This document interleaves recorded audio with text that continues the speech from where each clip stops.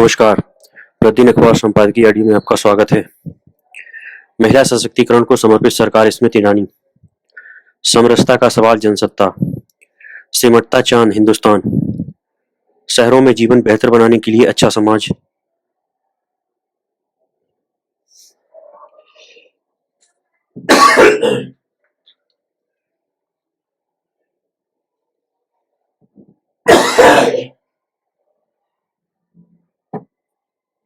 अब आर्टिकल विस्तार से।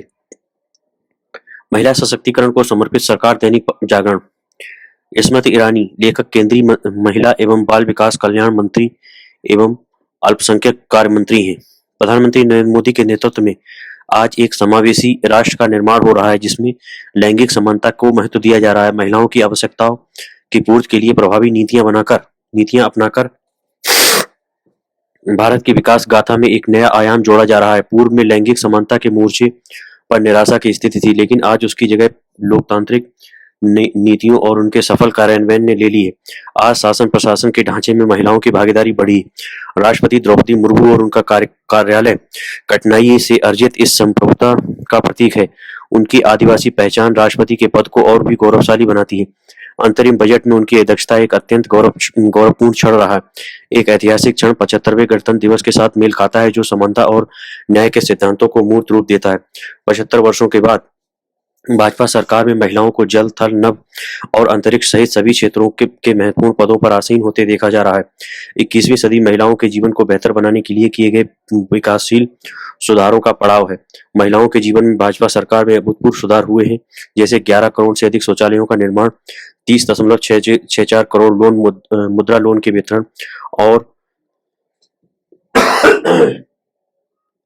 उज्ज्वला योजना के तहत गरीबी रेखा से नीचे वाली 10.1 करोड़ महिलाओं को गैस कनेक्शन उपलब्ध होना है। प्रजनन अधिकारों को भी अब खुलकर चर्चा हो रही है। हालिया बजट घोषणाओं के अनुसार 36 लाख आंगनबाड़ी कार्यकर्ताओं, सहायिकाओं और आशा कार्यकर्ताओं को आयुष्मान भारत योजना के दायरे में लाया गया है। यह सभी सामाजिक वर्गों की महिलाओं के प्रति मोदी जी की प्रतिबद्धता को दर्शाता है।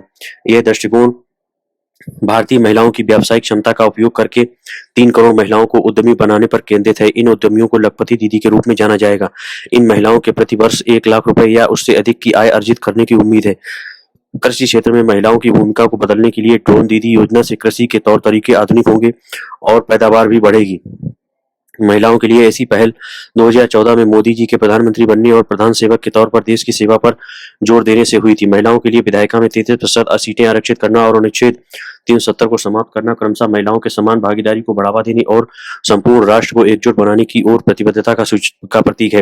राष्ट्रीय शिक्षा नीति में लिंग समावेशी निधि को शामिल करना प्रधानमंत्री की दूरदर्शिता को दर्शाता है। यह निधि बालिकाओं की शिक्षा और कल्याण के लिए निरंतर हस्तांतरण की सुविधा प्रदान करती है। 15वें वित्त आयोग ने भी अंतर सरकारी राजकोषीय हस्तांतरण फॉर्मूले में लैंगिक पहलू को शामिल किया है, जिससे भारत में लैंगिक न्याय के लिए एक मजबूत आधार बना है। इलेक्ट्रिक वाहन क्षेत्र में भी लैंगिक समानता के लिए सरकार की प्रतिबद्धता को दर्शाता है। जहां बड़ी संख्या में महिलाएं कार्यरत हैं, अनुसंधान और एवं नवाचार में 1 लाख करोड़ का निवेश दिखाता है कि आज का भारत तेजी से विकास की नई बुलंदियों पर स्वयं को स्थापित कर रहा है। यह भी उल्लेखनीय है कि सभी STEM साइंस, टेक, इंजीनियरिंग और मैथमेटिक्स स्नातकों में 43% महिलाएं हैं, जो कई विकसित देशों से कहीं आगे हैं।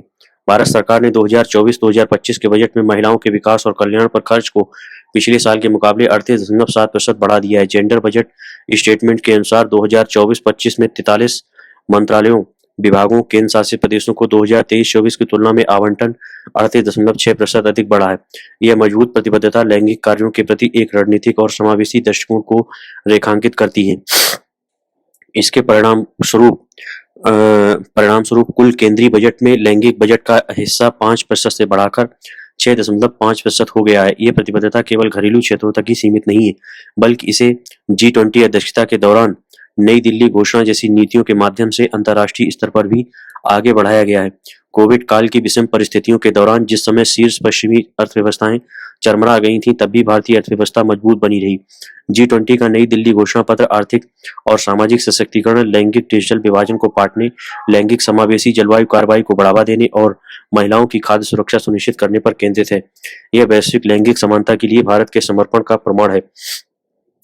विश्व आर्थिक मंच पर भारत की प्रभावशाली उपस्थिति इसे लैंगिक सशक्तिकरण के एक मजबूत समर्थक के रूप में प्रतिबिंबित करती है। नीति निर्माण में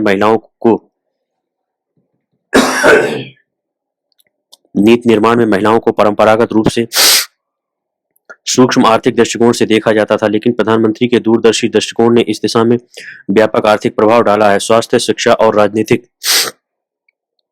प्रतिनिधित्व में लैंगिक समानता को न केवल स्वीकार किया गया है, बल्कि इसे शासन ढांचे में भी संबोधित किया गया है। मोदी जी ने महिलाओं को जिम्मेदारी सौंपकर इस दृष्टिकोण पर काम किया है और विभिन्न क्षेत्रों में सार्थक प्रतिनिधित्व सुनिश्चित करने और सामाजिक स्तर के निचले पायदान पर महिलाओं के सशक्तिकरण के लिए ठोस प्रयास किए गए हैं। आज महिला प्रधान विकास केवल कुछ कार्यक्रमों तक सीमित नहीं, बल्कि राष्ट्र की विकास गाथा के रूप केंद्र में खड़ा है। महिलाओं के नेतृत्व में विकास केवल जटिल योजनाओं तक सीमित न होकर राष्ट्र की प्रगति गाथा की नींव रखने वाला है। बेटी बचाओ बेटी पढ़ाओ पहल को सफल बनाना और महिलाओं की समान भागीदारी सुनिश्चित किया जाना दर्शाता है कि प्रधानमंत्री के न्यू इंडिया विजन में नारी शक्ति की उपस्थिति को अभूतपूर्व महत्व दिया जा रहा है। मोदी जी के नेतृत्व में लैंगिक न्याय की ओर उठाए जा रहे कदम राष्ट्र को ऐसे युग की ओर ले जा रहे हैं जहां मात्र खोखले राजनीतिक प्रलोभन नहीं, बल्कि प्रभावी कार्यवाही के लिए कदम उठाए जाते हैं। प्रधानमंत्री के नेतृत्व में देश समावेशी विकास के साथ प्रगति के नए आयाम गढ़ रहा है। समरसता का सवाल, जनसत्ता। उत्तराखंड देश का पहला राज्य बनने जा रहा है जहां समान नागरिक संहिता लागू होगी। इसका मसौदा तैयार करने के लिए गठित समिति ने मुख्यमंत्री को अपनी रिपोर्ट सौंप दी है। प्रस्तावित कानून में आदिवासी समूह को छोड़कर सभी नागरिकों के लिए विवाह, तलाक, संपत्ति के लिए अधिकार, उत्तराधिकार आदि के नियम समान नियम होंगे। इस मसौदे में समानता द्वारा समरसता लाने का दावा किया गया है। समान नागरिक संहिता लागू करने का मुद्दा आजादी के बाद से ही उठता रहा है, मगर तमाम विचार विमर्शों के बाद भी इसका कोई अंतिम स्वरूप तय नहीं हो सका है। इसलिए सर्वोच्च अदालत ने भी इसे एक तरह से निष्क्रिय विषय मान लिया था। मगर चूंकि भाजपा के घोषणा पत्र में सदा से राम मंदिर, अनुच्छेद 370 और समान नागरिक संहिता लागू करने का वचन रेखांकित किया जाता रहा है,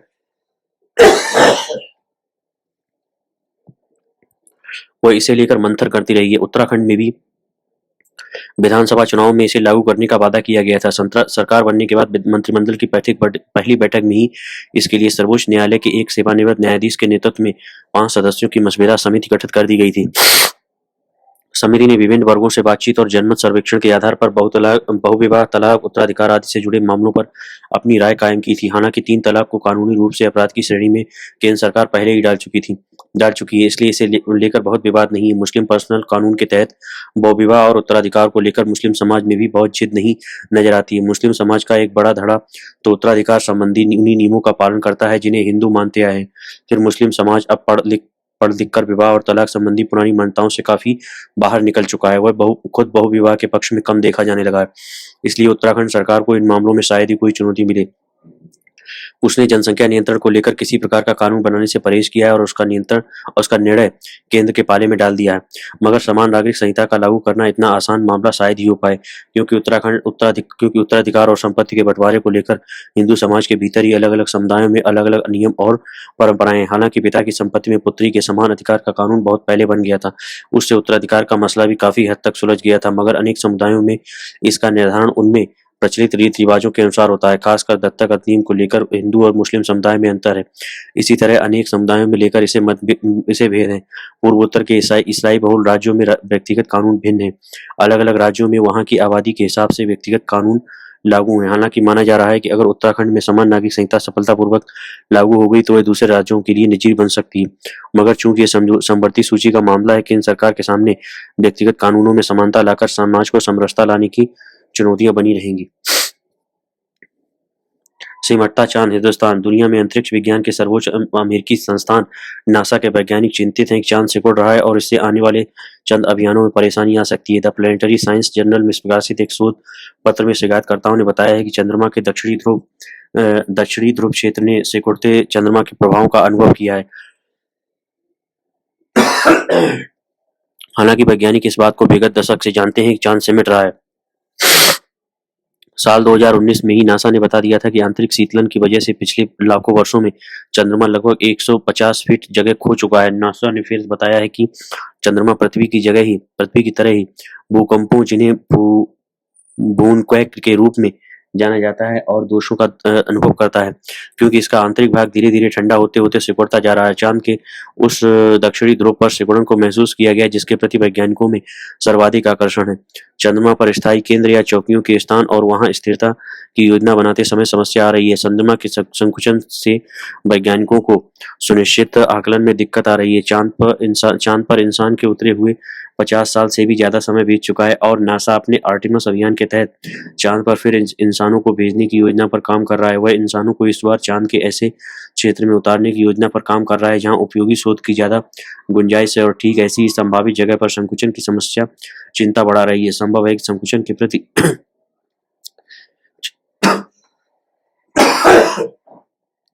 संकुचन के प्रति चिंता की वजह से चाँद पर इंसानों को उतारने की योजना में कुछ देरी हो। गौरतलब है कि 20 जुलाई 1969 को पहली बार इंसान चाँद पर पहुंचा था और दिसंबर 1972 तक करीब 12 अंतरिक्ष यात्री चाँद पर कदम रख चुके थे। अब अमेरिकी योजना के अनुसार सितंबर 2025 के बाद ही मानव मिशन चाँद की ओर रवाना होगा। अन्य सभी देशों को नासा के चंद्र मानव अभियान का इंतजार है। यहाँ लगे हाथ अगर भारत की बात करें तो प्रधानमंत्री नरेंद्र मोदी ने साल 2035 तक अंतरिक्ष केंद्र या स्पेस स्टेशन स्थापित करने और 2040 तक चाँद पर किसी भारतीय को उतारने का लक्ष्य तय किया है। बहरहाल सवाल चाँद के संकुचन का है। वैज्ञानिकों को इसका विस्तृत अध्ययन करना चाहिए और भावी चंद्र अभियानों में देरी के लिए इसका इस्तेमाल किसी बहाने के रूप में करना चाहिए। चाँद का संकुचन बड़ी समस्या नहीं बननी चाहिए और वैज्ञानिकों को दक्षिणी ध्रुव में हो रहे किसी भी परिवर्तन के प्रति सजग रहना चाहिए। वैज्ञानिकों को यह लगता है कि चंद्रमा के दक्षिणी ध्रुव के गड्ढों में पानी हो सकता है, तो जो भविष्य के अभियानों में सहायता कर सकता है। ध्यान रहे, भारत पिछले साल इसी ध्रुव के पास अंतरिक्ष यान उतारने वाला पहला देश बन गया। चंद्रयान जहां उतरा था उस जगह का भी अध्ययन किया जा रहा है और उस जगह परिवर्तन का भी अनुमान लगाया गया है। खैर, चांद केवल सिमट ही नहीं रहा है, वह पृथ्वी से प्रतिवर्ष लगभग 1.5 इंच 3.8 सेंटीमीटर दूर भी जा रहा है। यह भी बताते चले कि पृथ्वी के संकुचन का भी एक सिद्धांत है जिससे पृथ्वी पर भूकंपों और ज्वालामुखियों की आशंका बढ़ रही है। वैसे शायद ही कोई ऐसा ग्रह है जो परिवर्तनों से बचा हुआ है, तो इन परिवर्तनों को समझने और उनके अनुरूप चलने के लिए तैयार रहना चाहिए। शहरों में जीवन बेहतर बनाने के लिए अच्छा समाज। नितिन पई, निदेशक तक्षशिला इंस्टीट्यूशन, बेंगलुरु का चर्च स्ट्रीट नया स्वरूप मिलने के 5 साल बाद फेंके गए कचरे, टूटे हुए फुटपाथ, क्षतिग्रस्त स्ट्रीट लाइट, खुलेआम अवैध पार्किंग और अपर्याप्त रखरखाव से जूझ रहा है। ऐसी गिरावट देखना दुखद है। यहाँ आप कंधे उचकाकर कह सकते हैं कि इसमें नया क्या है। वाकई हम सभी स्थानीय निकायों में भ्रष्टाचार, नगरीय अधिकारियों की अक्षमता और लोगों के बीच नागरिक बोध के अभाव के बारे में जानते हैं। यह कोई नई बात नहीं है, पर अगर हमें इस समृद्ध भारत के साथ बेहतर भारत भी बनाना है तो हमें इस सवाल से जूझना पड़ेगा कि आखिर ऐसा क्यों है कि हमारे सार्वजनिक स्थान बदसूरत, गंदे, खराब रखरखाव की हालत में है। अगर कुछ अच्छा होता है तो उसके पास ही कुछ बुरा सा भी नजर आ जाता है। मेरा तर्क है कि हम जो भी लक्षण देखते हैं, भ्रष्टाचार, अक्षमता, दुर्व्यवहार, ये सब भारतीय मानस में एक ही गहरी वजह से है। हम की भावना का अभाव। सार्वजनिक शौचालय गंदे हैं, सार्वजनिक इमारतें बदसूरत है, सड़कें जाम है, जंगल तबाह हो गए और पर्यावरण प्रदूषित हो गया है, क्योंकि इन्हें हमारी आम संपत्ति के रूप में नहीं देखा जाता, बल्कि उन्हें स्वतंत्र रूप से उपलब्ध संसाधनों के रूप में देखा जाता है। हर कोई दूसरों की तुलना में इनका ज्यादा दोहन कर लेना चाहता है। हम अपनी सरकारों से संकीर्ण निजी मांगे करते हैं और लोकतंत्र हमें वही देता है जो हम मांगते हैं। अर्थशास्त्री एलिनोर ओस्ट्रोम ने आर्थिक प्रशासन और विशेष रूप से आम जनता पर अपने विश्लेषण के लिए साल 2009 में नोबेल सम्मान जीता था। संसाधनों को बेहतर सार्वजनिक इस्तेमाल के लिए एलिनोर ने जो नियम बनाए उसमें स्थानीय संदर्भ के अनुकूल नियम बनाना, क्रमिक दंड लगाना, स्थानीय समुदाय को ही उन्हें लागू करने की अधिकार देना और विवादों को कम लागत में सुलझाने की व्यवस्था करना शामिल है। ऐसा मुझे एहसास हुआ है कि जब हम ऐसे नियमों को भारत में लागू करने का प्रयास करें तो हमें बड़ी कठिनाई का सामना करना पड़ेगा। हाँ, छोटे दायरे में ऐसा करना संभव है, पर बड़े पैमाने पर यह संभव नहीं है। उदाहरण के लिए बेंगलुरु में कई झीलों और सार्वजनिक उद्यानों को बाड़बंदी करके संभाला गया है। हालांकि इस दायरे को शहर व्यापी बनाना बेहद कठिन है। जिससे मैंने लेख के शुरू में जिक्र किया, चर्च स्ट्रीट के बारे में बाड़ नहीं लगा सकते और उससे कुछ लोगों तक सीमित नहीं कर सकते। इसका मतलब यह है कि अनेक लोकप्रिय स्थानों, पर्यटन स्थलों को खामियाजा भुगतना पड़ता है। घूमने आए बाहरी लोग इन स्थलों को खराब कर देते हैं। ऐसे लोगों को जगह की खास कोई परवाह नहीं होती। हमारे देश में एक और समस्या है, कुछ लोग या तकसूलदार लोग आमतौर पर खुद को समुदाय या समाज के सदस्य के रूप में नहीं देखते। ऐसे लोग नियमों या आम मानदंडों को बनाए रखने में रुचि नहीं रखते। दफ्तर में ही अनेक कर्मचारी एक दूसरे को सहमालिक के रूप में नहीं बल्कि प्रतिद्वंदी के रूप में देखते हैं। जब तक भारत में सामाजिक पूंजी की कमी को दूर नहीं किया जाता, लोगों के अमीर होने के बावजूद सार्वजनिक सेवाओं का हाल बुरा रहेगा। जैसा कि एक सहकर्मी ने एक बार चुटकी दी थी, सामाजिकता के अभाव का नतीजा यह है कि एक छोटी कार के बजाय अमीर आदमी दो बड़ी कारें अवैध रूप से खड़ी करके जगह घेर लेगा। हमारे शानदार हवाई अड्डों पर भी शानदार हवाई अड्डों पर भी शौचालयों को ज्यादा सेवकों की जरूरत बनी रहेगी। हमारा सकल घरेलू उत्पाद तो बहुत ज्यादा हो जाएगा, पर सामाजिकता के अभाव में हमारे सार्वजनिक परिवहन, सार्वजनिक अस्पताल और स्कूल सही नहीं होंगे। शहरों में हमारा अगला प्रयास तकनीक की मदद से सामुदायिकता का विकास होना चाहिए। शायद ये वही है जो गांधी जी ने एक सदी पहले खोजा था कि समाधान समुदायों को जोड़ने और लोगों को एक साथ लाने में। अतः पहला कदम है भारतीय मानस में हम की भावना पैदा करना। अब समय आ गया है कि हम सभी मिलकर सामाजिक पूंजी के निर्माण पर ध्यान केंद्रित करें, और वह भी खासकर शहरी भारत में। धन्यवाद।